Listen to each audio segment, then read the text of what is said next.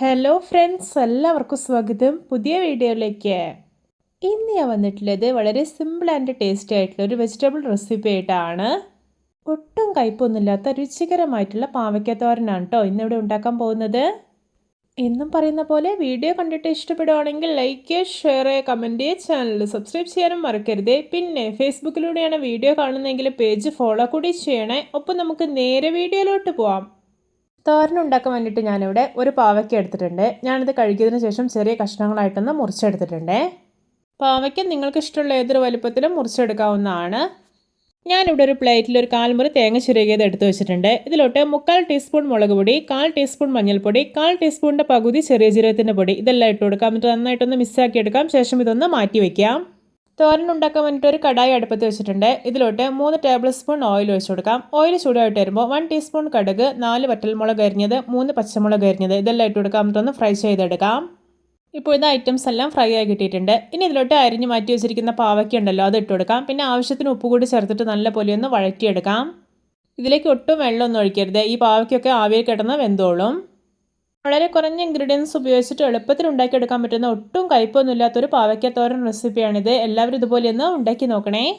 ഇപ്പോൾ ഇതാ പാവയ്ക്കൊക്കെ അത്യാവശ്യം ഒന്ന് വഴന്ന് കിട്ടിയിട്ടുണ്ട്. ഇനി ഇതിലോട്ട് ഒരു വലിയ ഉള്ളി ചെറുതായിട്ട് അരിഞ്ഞത് ഇട്ട് കൊടുക്കാം. എന്നിട്ട് വീണ്ടും വഴറ്റിയെടുക്കാം. ഇനി ഇതൊരു ലോ ഫ്ലെയിമിൽ വെച്ചിട്ട് ഒരു 5 മിനിറ്റ് അടച്ചു വയ്ക്കുകയാണ്. അപ്പോഴേക്കും ഉള്ളിയൊക്കെ നല്ല പാകത്തിന് തന്നെ വഴന്ന് കിട്ടും. 2 മിനിറ്റ് ആയിട്ടുണ്ട്. നമ്മളിപ്പോൾ അടച്ചു വെച്ചിട്ട് ഒന്ന് തുറന്ന് നോക്കുകയാണ്. തുറന്ന് നോക്കിയിട്ട് അതാ ഒന്ന് വഴന്ന് വരുന്നേ ഉള്ളൂ. ഒന്ന് ഇളക്കിയിട്ടെടുത്തതിന് ശേഷം വീണ്ടും അടച്ചു വയ്ക്കാം.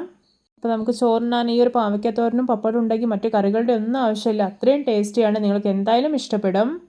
ഇപ്പോൾ ഇതാ ഒരു 5 മിനിറ്റ് ആകുമ്പോഴേക്കും നമ്മുടെ പാവയ്ക്കയും ഉള്ളിയൊക്കെ ആവിയിൽ കിടന്ന് നല്ല പാകത്തിന് തന്നെ കുക്കായി കിട്ടിയിട്ടുണ്ട്. അപ്പോൾ ഈ ഒരു പാകമാവണം. അധികം അങ്ങ് വെന്തുടഞ്ഞു പോകരുത്. നമ്മൾ കഴിക്കുന്ന സമയത്ത് ചെറുതായി ഒന്ന് കടിക്കാൻ പറ്റുന്ന പാകത്തിലാണ് കിട്ടേണ്ടത്. ഇനി ഇതിലോട്ട് നേരത്തെ മിക്സ് ചെയ്ത് മാറ്റി വെച്ചിരിക്കുന്ന തേങ്ങയെല്ലാം ഉണ്ടല്ലോ അത് ചേർത്ത് കൊടുക്കാം. ഇതിലോട്ട് കുറച്ച് കറിവേപ്പില അരിഞ്ഞതോടെ ഇട്ട് കൊടുക്കുന്നുണ്ട്. എന്നിട്ട് നന്നായിട്ടൊന്ന് മിക്സാക്കി എടുക്കാവുന്നതാണ്. ഇനി ഇതൊരു 2-3 മിനിറ്റ് കൂടെ ലോ ഫ്ലെയിമിലിട്ടിട്ട് അടച്ചു വയ്ക്കാവുന്നതാണ്. ശേഷം ഇത് വാങ്ങി വയ്ക്കാം. ഇത് നമ്മുടെ രുചികരമായിട്ടുള്ള പാവയ്ക്ക തോരൻ റെഡി. നോക്കി കാണുമ്പോൾ തന്നെ കൊതി വരുന്നില്ലേ? ഇത് കണ്ടോ എന്തോരം ഡ്രൈ ആയിട്ടാണ് ഇരിക്കുന്നത്. ഒട്ടും വെള്ളമൊന്നും ഒഴിക്കാതെ ഇതുപോലെ വേണം ഈ ഒരു തോരൻ റെഡിയാക്കി എടുക്കാനായിട്ട്. പാവയ്ക്ക കഴിക്കാൻ ഇഷ്ടമില്ലാത്തവർ പോലും ഇത് കഴിച്ചോളും. കാരണം ഇതിന് ഒട്ടും കയ്പൊന്നുമില്ല. നല്ല ടേസ്റ്റിയാണ്. എല്ലാവർക്കും എൻ്റെ സിമ്പിൾ ആൻഡ് ടേസ്റ്റി പാവയ്ക്ക തോരൻ ഇഷ്ടപ്പെട്ടെന്ന് വിചാരിക്കുന്നു. ഇഷ്ടപ്പെട്ട സപ്പോർട്ട് ചെയ്യാൻ മറക്കരുതേ. ഒപ്പം ഇതുപോലെയുള്ള വെറൈറ്റി വീഡിയോകളായി നമുക്ക് വീണ്ടും കണ്ടുമുട്ടാം. Okay, bye bye.